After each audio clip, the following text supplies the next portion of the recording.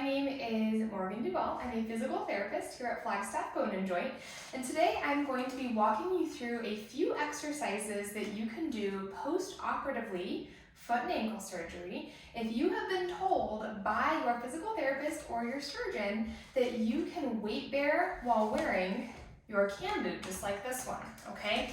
Now you have probably also been given a list of exercises that looks like this. There's another video that goes through the first several pages of exercises that are non-weight bearing.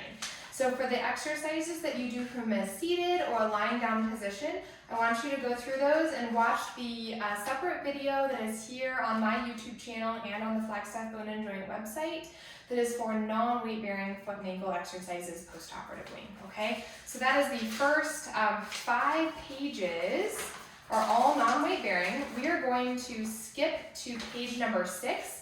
The first exercise on this page is the long arc quad. That's a non-weight bearing exercise and is covered in the other video that I was talking about.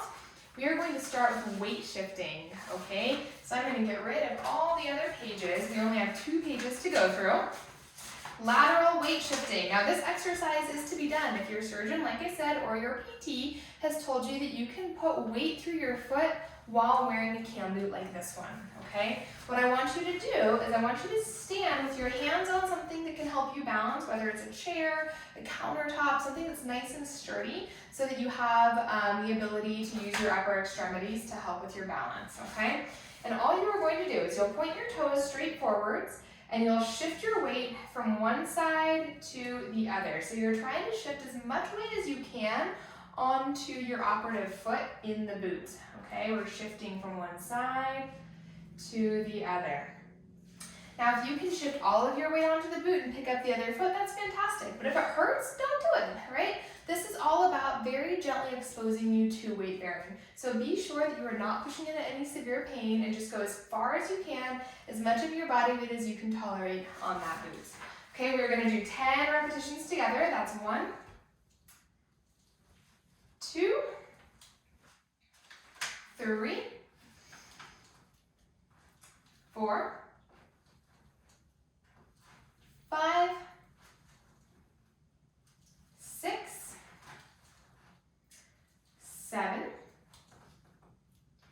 8, almost done, nice and easy, 9, and then one more is number 10. Excellent. Okay, the next exercise is also a weight shifting exercise. I'm going to turn a little bit so you can see better, but you'll be placing your boot back to shift and then forwards to shift, okay? So we're going to simulate walking, what it's going to be like when you do come out of the boot and you're walking with no boot. So let's start with the boot backwards, okay? And if you notice here, I'm wearing a tennis shoe that has a really, really thick sole. I recommend wearing sneakers that have a super thick sole when you are weight bearing as tolerated in your cam boot, so you're not like hobbling around when you're walking, right? If you don't have a sneaker with a thick sole like this one, you can purchase external shoe lifts that actually go on the outside of your sneaker and elevate the shoe a little bit. You can buy those from Flagstaff Bone and Joint. You can also purchase them on Amazon or online. So if you have any questions about that, you can always reach out to me or any of the other physical therapists at Flagstaff Bone and Joint, or you can just check out the link in the notes of this video and you'll see a link to Amazon where you can purchase a shoe lift, okay? All right, anyways, back to our exercise. So you are going to have your booted foot backwards, your non-booted foot forwards, hands are on the chair for balance, and we are going to shift weight forwards and backwards, okay? Now as you can see, I'm rising up on my tippy toe in the boot, and then the heel is coming back down. Let's do 10. 1, 2, 3, 4, almost there, 5, this should be nice and easy, I don't want a lot of pain, 6, might be a little uncomfortable, but should not be painful, 7, 8, 2 more, 9, and last one, 10. All right, we are going to switch. So now your booted foot is going to be forwards and your non-booted foot is going to be backwards. You start on your heel on the boot and then you rock flat foot. Okay, let's go for it. 1, 2, 3,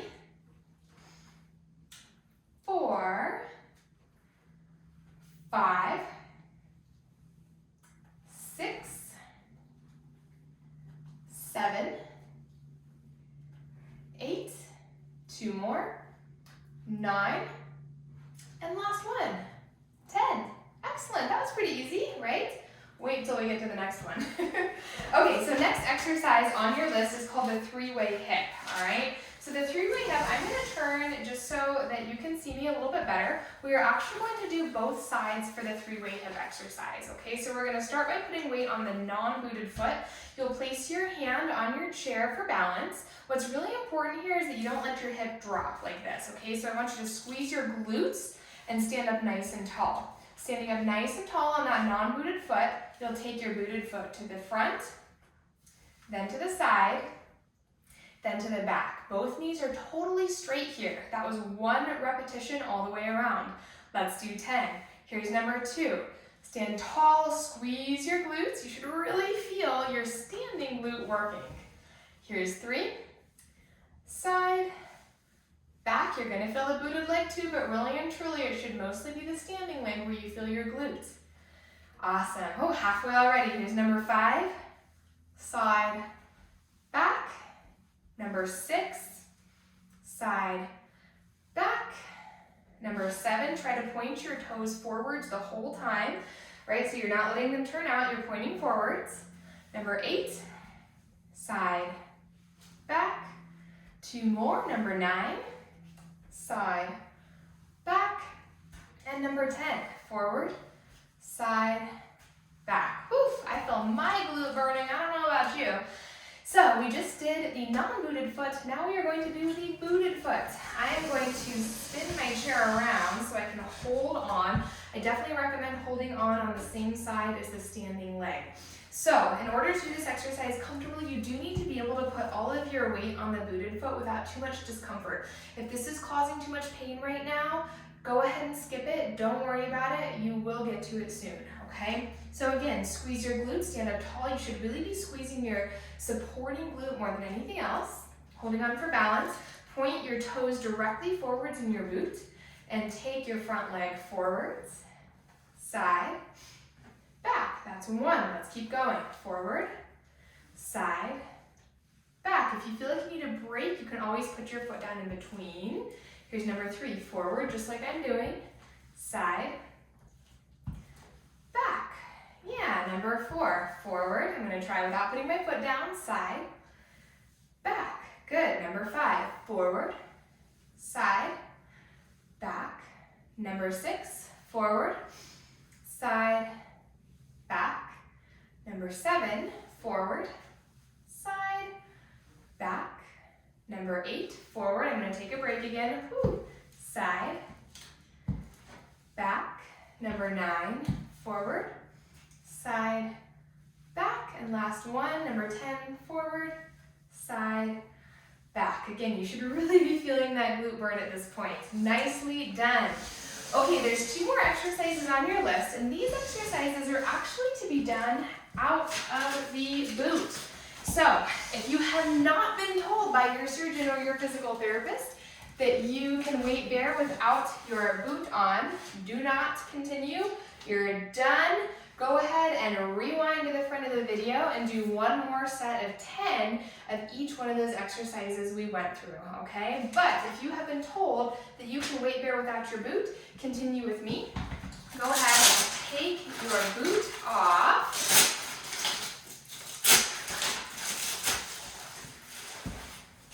And you can put on your other shoe.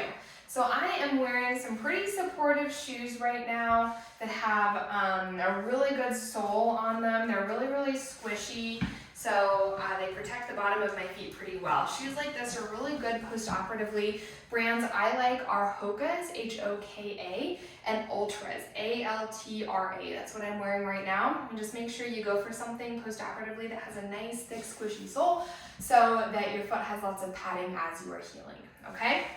All right, so now that the boot is off, we will turn the chair around. We have 2 exercises with no boot. Heel and toe raises are first. So standing with your hands on the chair so that you have nice, good balance, you are going to try to rise up onto your tippy toes, lift your heels as much as you can. If they don't go super far like mine right now, that's okay. Just rock your weight forwards towards your toes and then put your heels down. And same thing, rock your weight backwards and lift your toes up. All right, so you're just rocking forwards and backwards. Don't worry about getting super high. Do not push into pain. Just gently shift the weight forwards and shift the weight backwards. Let's do 10 together. That's 1, shifting, yes. 2, make sure you're still squeezing your glutes, engage your core, stand up nice and tall. So what I don't want is this, right? It's cool to watch your toes, but it's even cooler to stand up tall. I think we're on number 4, we'll go with that. Number 5, if you get an extra rep in, it's good for you. Number 6, 7, last 8, 9, and then last 1, 10. Rock forwards and rock backwards. When you're doing this exercise, make sure that you're keeping your weight really neutral throughout your foot, meaning you're not rolling to like the outsides of your feet and you're not rolling to the insides of your feet, right? So the weight is pretty evenly spread across the bottom of your foot. Okay, final exercise is your squat chair tap, okay? So, squat chair tap, you'll be sitting on the edge of your chair. You're not going to use your hands to press up, okay? So you can cross your arms over your chest like in the picture, or you can just let your arms be free, maybe on your hips. But the goal here is not to use your arms to press up, okay? So make sure that your feet aren't too far forwards and that they're not too far backwards, right? They should be just behind where your knees are at. You will lean your weight forwards, ground down through your feet, straighten your knees, squeeze your glutes on the way up, okay? Now I don't want you to plop back down onto the chair. As you sit down, just tap your glutes to the chair and then come right back up, okay? So you're not sitting all the way down. Tap your glutes to the chair and come right back up. Now I'm going to turn to face you so that you can see something important. When you are doing this exercise, make sure that your knees aren't knocking in like this, okay? So make sure that the knees are actually pressing out so that you are keeping them directly on top of your ankles and not allowing them to come in, okay? Let's do 10 together. So remember, ankles are just below the knees, maybe a little bit closer, but not too much. Shift forwards, weight into your feet. We go up. 1, tap the glutes. 2, tap the glutes. 3, squeeze your butt at the top.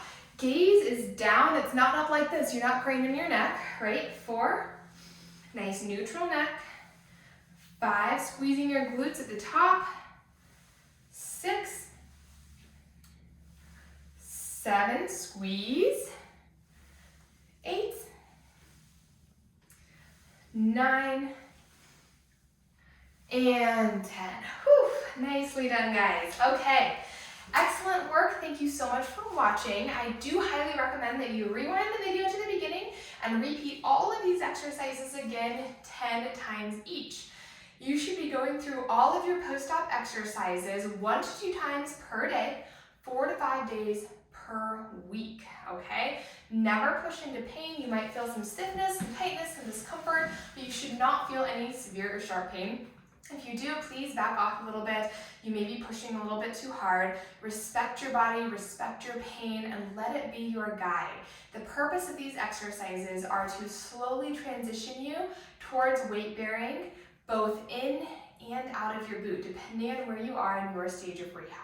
If you have any questions, please feel free to reach out to me. Again, my name is Morgan Duval. You can find me in the physical therapy gym at Flagstaff Bone And Joint, or you can just send me an email. My email address is mduval, that's D-U-V for Victor, A-L, just 1 L, at flagstaffboneandjoint, all spelled out, .com.